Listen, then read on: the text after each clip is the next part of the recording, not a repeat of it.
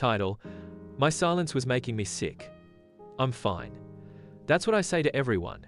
My wife, my co-workers, the guy at the coffee shop, even to myself, in the mirror. But it's a lie.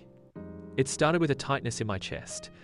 Not sharp pain, just a weight, like something pressing down on me. I thought maybe it was my heart. I went to the doctor, ECG, blood tests, checkups. They said everything was fine. Then the headache started. Every morning, like clockwork. Then the stomach problems, nausea, loss of appetite, dizziness. Again, nothing serious, they said. Probably stress. Me? Stressed? I've always kept things together. I don't shout. I don't cry. I handle things. That's how I was raised. Be strong, push through, keep quiet. But now, it feels like my body is speaking louder than I ever have. Last week, I yelled at my son for something small. He looked at me like he didn't recognize who I was. That look stuck with me. At work, I sit through meetings I don't remember. At night, I lie awake, staring at the ceiling. My body's exhausted, but my thoughts keep racing. Everything I want to say, I swallow. I haven't told anyone what I'm going through, not even the person I share my life with. It's easier to say I'm tired than to say I'm scared. But the truth is, I am scared. Scared that I've ignored this for too long. That pretending everything's okay is slowly breaking me apart from the inside out. I always thought silence was strength, that not complaining made me tough. But now I see it for what it is, a slow poison. One I've been drinking every day without knowing. I'm not sure why I'm recording this. Maybe to hear myself finally speak. Maybe to stop pretending, even if it's just for a few minutes. Whatever the reason, it feels good to say something. Anything. Everything feels heavier now. The world, my chest, even my own voice. At work last week, I sat in a meeting where my manager made a decision I knew was wrong.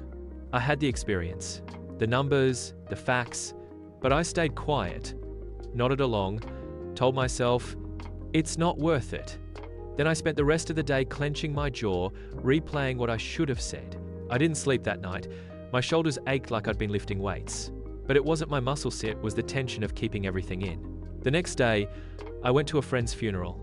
He died young, 40, same age as me. Everyone cried. I stood there, dry-eyed and stiff. People said I was strong, but I wasn't strong. I was numb. I didn't cry because I didn't let myself. Later that night, my wife asked if I was okay. I told her yes. I always do. She's used to that answer by now. Truth is, I haven't known how to say anything else for years. Then there was the night I came home from work and she was upset. Something about bills, the kids, just life. She was overwhelmed, and I wanted to comfort her, but I couldn't find the words. I just stood there, arms at my side, feeling like a ghost in my own home. When she said, "Say something," I just shook my head. What was I supposed to say?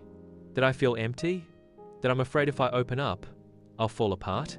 I've built this wall of silence so tall, even I don't know how to climb over it anymore.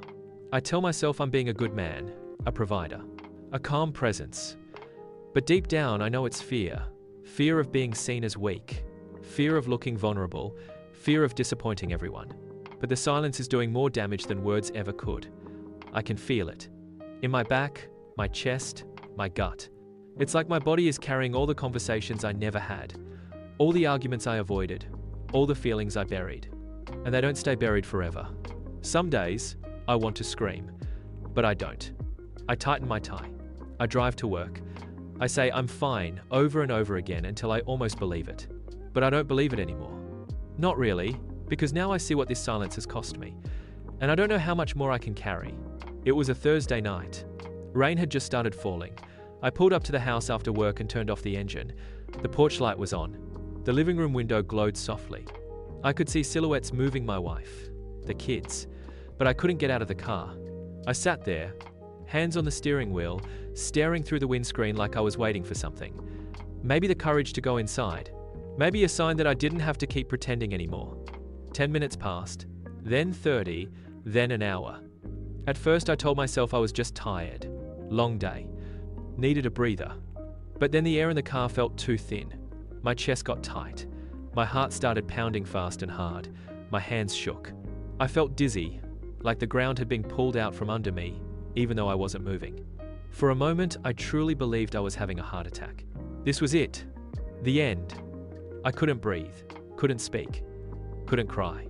I just sat there, frozen, as my body locked up like it had finally had enough. Eventually, I managed to unlock my phone and call the emergency number. The paramedics came, took my blood pressure, hooked me up to a machine. One of them asked, "Have you been under stress lately?" I almost laughed, but I didn't. At the hospital, they ran more tests. Everything came back normal again. No heart attack, no stroke, just anxiety, they said. Anxiety. That word hit me like a slap. I always thought that was something other people dealt with. People who couldn't cope, people who weren't strong. But there I was, sitting on a hospital bed, wrapped in a paper gown, heart racing not from disease, but from silence. It took my body shutting down to realize my voice was already gone. I had pushed everything so far down, for so long, that my body had to scream just to get my attention. The scariest part wasn't the panic attack, it was how close I came to collapsing without saying a word. I didn't tell anyone about that night, not even my wife. I came home the next morning, told her I stayed late at work. She believed me. Why wouldn't she? I've spent years perfecting the lie, but something changed in me that night. I saw where this road leads. It doesn't end in strength, it ends in silence so loud it drowns out everything else.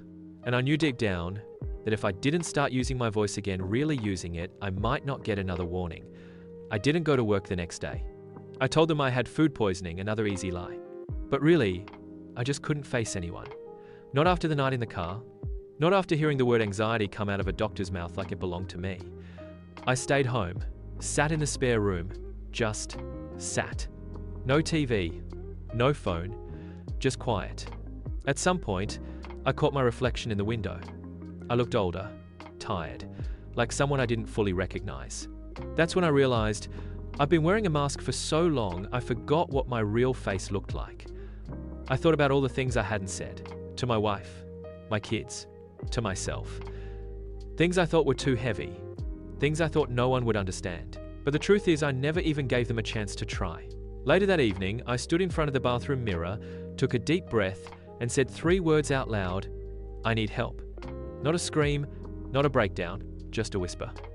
But even that felt like lifting 1,000 pounds off my chest.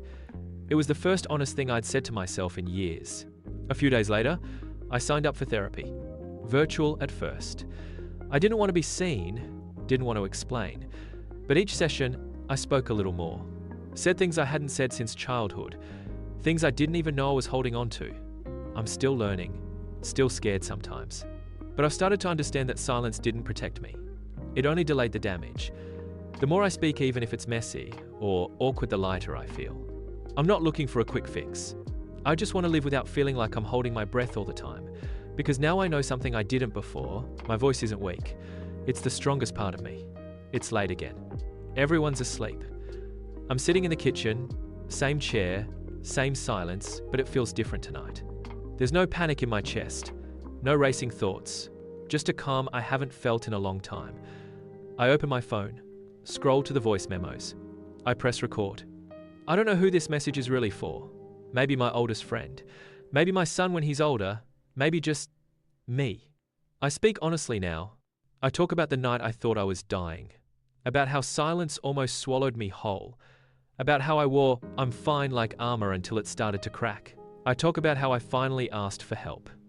About therapy, about learning to breathe again, to speak again. And I say this, if you're holding it all in, stop. If your chest hurts and you think it's something physical, look deeper. Your silence might be the real weight you're carrying. I finish the message. I don't overthink it. I just hit save. Then I do something I never thought I would. I send it, not to everyone. Just one person who I know is struggling too. Because if saying it helped me, maybe hearing it will help him. Maybe this voice mine isn't meant to stay quiet anymore. Bottled pain doesn't disappear, it leaks into every corner of life. Into sleep, into health, into how we treat the people we love. This story reminds us that when men stay silent, they suffer quietly and often alone. Silence may look like strength on the outside, but on the inside, it builds pressure until something breaks your body, your mind, or your relationships. The lesson is simple yet powerful. You don't have to break down to speak up. Saying "I need help" isn't weakness, it's wisdom. Whether you're the quiet one or you know someone who is, this story is a nudger voice in the dark that says, you're not alone. Start the conversation. Share the weight. One honest sentence can save a life, maybe your own. Alright, subscribe for more raw, honest stories that shine light on the things we hide. Follow for more content exploring mental health, healing, and the power of vulnerability one voice at a time.